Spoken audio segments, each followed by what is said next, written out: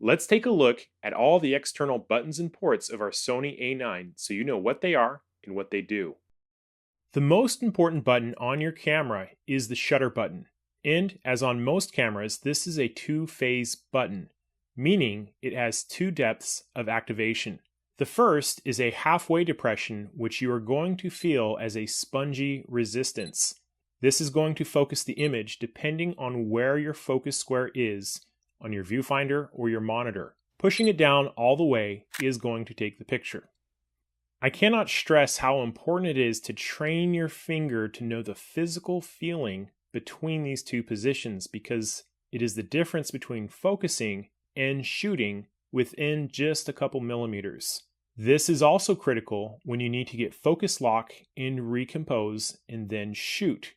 We will talk much more about this later on. I'm just saying, take the time to train your finger to know the difference between these two positions. Next, we have two small rotating wheels. One is near the front of the camera where your index finger would rest, right next to the shutter button, and the other is on the back of the camera where your thumb would rest. These are your control dials. I like to refer to the front one as your primary control dial, which by default typically controls your aperture, and the thumb dial I like to refer to as the secondary control dial, which by default will change your shutter speed. Now we can customize these in different ways, and we'll be talking about that later. On the back of the camera, there's a wheel, which I call the control dial. You cannot miss it. There are actually three different ways to change your settings. We have a rotating wheel around the outside, and this is going to control your ISO.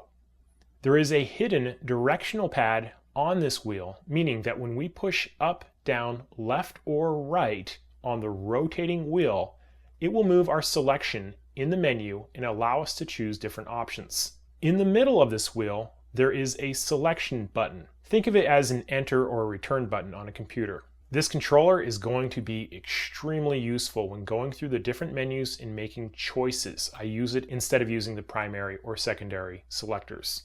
When you are in a shooting mode, meaning you can see your image on the back of your monitor before you take it, this directional pad will allow you to select the following different features. Pressing up will allow you to toggle through different display options. Pushing on the right and then rotating the wheel will allow us to change our ISO sensitivity. On the top of the camera, we also have the mode dial. Very important. It is going to allow us to control how the camera behaves when we adjust our settings. Again, we'll be talking about this later. You are going to be using these controls more than anything. I can promise you that. Let's take a look at the rest of the other buttons on the camera. Behind the shutter button, you will notice you have a C1 and a C2 button. C stands for customizable. The C1 button controls our white balance. The C2 button controls our focusing area. C3 controls our shutter type. And the delete button also works as the C4 button. Around the shutter button, we have the power switch to turn the camera on or off. Very important. This knob here is our exposure compensation, which changes the brightness of our image. It's going to happen differently depending on what mode we're in. Now, right next to where our right ring finger would rest as we hold the camera is the lens release button, which we will need to press every time we want to take the lens off of the camera. On the left side of the camera, we have two dials stacked on top of each other. The top one is the drive mode dial, which tells the camera what to do after we push the shutter button down all the way.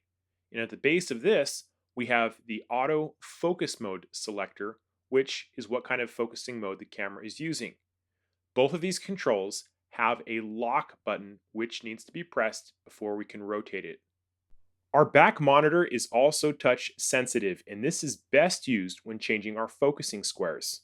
On the back, to the left of the viewfinder, we have the deep menu button. Now we're going to have a huge section of this video dedicated to the most important items in there. And there are a lot of items in there. Near the top right of the camera, where our right thumb would rest, we have the Auto Focus On button, which can be customized in different ways to help with focus. The magnifying glass icon indicates we can use it to zoom in on an image when we are in playback mode. Our exposure lock button allows us to lock our exposure, recompose, and take the picture without the camera remetering the scene. On the right side of the viewfinder, we have the record video button, which we will need to press to record movies. We have the diopter adjustment, which allows us to change the electrical viewfinder focus if we wear glasses or contacts. This is the joystick. We can move it up, down, left, or right, and it will allow us to position our focusing square as well as navigate through the menus. Pushing it into the camera body will reset the position of our focusing square as well as act as a set button. Next, we have the FN or the function button, which will allow us to pull up a mini menu. This menu can be customized so we can determine which items appear. You will also notice that this is a send to smartphone button. Underneath the rubber gaskets on the side port, we have an LAN terminal, flash terminal, a headphone and microphone jack, mini HDMI terminal, and a micro USB port. And under the right grip, we have 2 SD card slots. Below that, we have the battery port. So that is an overview of the camera's external buttons and ports. If you ever forget which button does what, just come on back and we'll go over it again. For the rest of the video, we are going to discuss each of these buttons in depth, as well as how to use them in real-life shooting situations. If you found this video helpful, you might be interested in my Sony A9 crash course. I'll teach you the basics and show you how to shoot like a pro in no time. You can order it from the following link.